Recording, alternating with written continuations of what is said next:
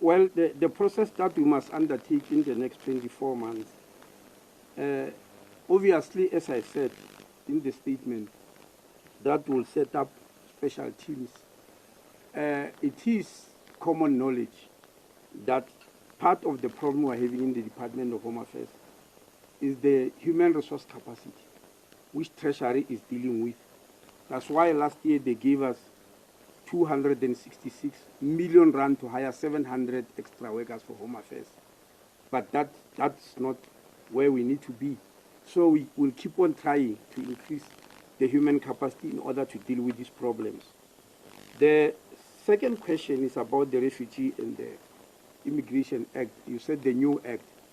If I'm not mistaken, you're talking of the white paper, don't you? Yes, you are aware that the white paper, we've invited people to give inputs until the 19th of January. I don't want to preempt anything and talk about the white paper now. I've been asked by several media houses to come and address colloquium and symposium about the white paper. I've asked them to excuse us until people have put in their inputs, because we don't want to preempt them. We don't want them to say, I was attending a symposium, this is what the minister said, so my input does not mean anything. We want to hear what the people are saying. That white paper is for consultation, and please give us that opportunity. The last question about visas being expensive. You know, I'm not sure what is wrong with us in South Africa. There's nowhere in the world where there's a free visa. Does not exist. Visas are expensive exercise all over the world. There's no question about it. You need a visa, you pay. I want any single South African who applied for a visa to UK or US and never paid any money. They pay. And simply because in South Africa sometimes we love this issue of getting things free. Even when you start doing what other countries are doing, they believe it's abnormal. I want to give you an example. Very recently we discovered that South Africa is issuing a passport at much, much less the cost of producing it. A passport, which means we were subsidizing a passport very heavily. And we argued, or I argued, a passport is taken by people who are relatively better off, because you don't leave the country and cross boundaries if you are not better off.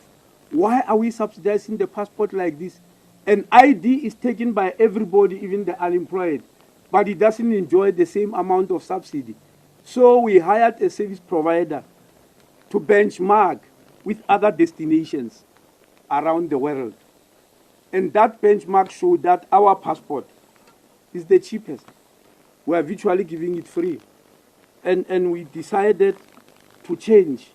But to change that, the Act says in consultation with the Minister of Finance. So we doubled the cost, but the Department of Finance said, no, this is too much. They brought us much lower. And we have to take it because the Act says in consultation. But we don't believe it should be that way. So all over the world, visas get paid for. And I don't understand any other person who will want a visa in another country and believe that they'll get it free. Anybody who knows any part of the world or any country that does that, tell us. We'll go to them and find out how they do it. But for now, you apply for a visa, you pay. Thank you.